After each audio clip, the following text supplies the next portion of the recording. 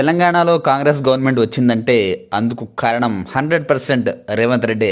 తెలంగాణలో కాంగ్రెస్కు కార్యకర్తలు ఉన్నారు, నాయకులు కూడా బలంగానే ఉన్నారు, బలమైన నాయకులు ఉన్నారు. కానీ వాళ్ళిద్దరిని సమన్వయం చేసి ఒక తాటిపైకి తెచ్చే నాయకుడు మాత్రం తెలంగాణలో లేడు అంతవరకు కాంగ్రెస్లో. కానీ రేవంత్ ఆ పాత్రను సక్సెస్ఫుల్గా పోషించాడు. 10 సంవత్సరాల బీఆర్ఎస్ ప్రభుత్వ వ్యతిరేకత కూడా రేవంత్ రెడ్డి సీఎం కావడానికి ఒక కారణం. ఆయన సీఎం అయ్యారు, కానీ సీఎం అయ్యాక సీఎంగా రేవంత్ రెడ్డి ఈ 2 ఏళ్లలో సక్సెస్ అయ్యారా అంటే చెప్పలేం.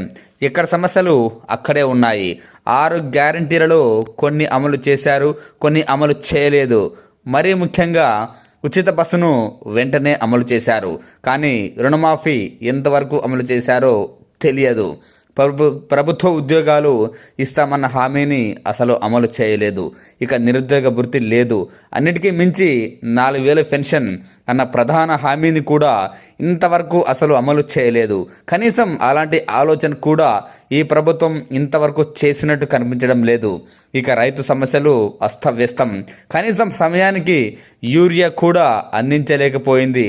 రైతులు క్యూ లైన్లలో చెప్పులు ఉంచడం చాలా వీడియోలు చూసాం. ఇక నిరుద్యోగ సమస్య గురించి ఎంత చెప్పినా తక్కువే. ఇలా రాష్ట్రం మొత్తం సమస్యలు విరయతాండవం చేస్తుంటే సీఎం గారు మాత్రం ఫుట్బాల్ ప్రాక్టీస్లో సీరియస్గా మునిగిపోయారు.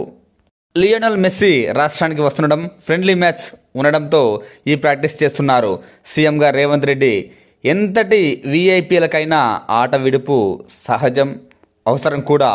కానీ ఒక పక్క రాష్ట్రం ఇలాంటి పరిస్థితుల్లో ఉంటే ఆయన మాత్రం అలా ఉంటున్నారు. ఇప్పుడు ఇదొక్కటే అని కాదు, ఒక్కో సీఎంకు ఒక స్టైల్ ఆఫ్ ఫంక్షనింగ్ ఉంటుంది. ఏపీ సీఎం చంద్రబాబు గారు అంటే అందరికీ విజనరీ గుర్తుకొస్తుంది. ఇక మాజీ సీఎం జగన్ గారు సంక్షేమం అని ముద్రపడింది. ఇక తెలంగాణ ఫస్ట్ సీఎం కేసీఆర్ గారు అభివృద్ధిని, సంక్షేమాన్ని రెండింటినీ చేసి చూపించారు, తన మార్కును చూపించారు.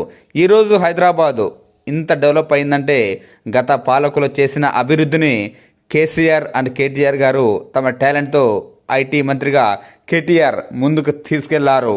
ఒక్కో మార్క్ చూపిస్తే రేవంత్ రెడ్డి గారు మాత్రం ఇంతవరకు 2 ఏళ్ళు పూర్తి కావస్తున్నా తన మార్క్ను చూపించలేకపోతున్నారు. నిజం చెప్పాలంటే రేవంత్ రెడ్డి గారు సీఎం అయ్యాక ఆయన ఎక్కువగా పబ్లిక్లోకి వస్తోంది కేవలం శుభకార్యాలకు మాత్రమే. సీఎం అయ్యాక ఆయన చాలా పెళ్ళిళ్ళకు హాజరయ్యారు. ఇక నేను చెప్పాలంటే బర్త్డే పార్టీలకు కూడా ఆయన హాజరవుతున్నారు. ఇప్పుడు ఫుట్బాల్ ప్రాక్టీస్లో బాగా పాపులర్ అవుతున్నారు. దీంతో సీఎం గారు పెళ్ళిళ్ళు, పేరెంటాలు, ఫుట్బాల్ మీద పెట్టే శ్రద్ధ ప్రజలపై పెడితే బాగుంటుందంటున్నారు.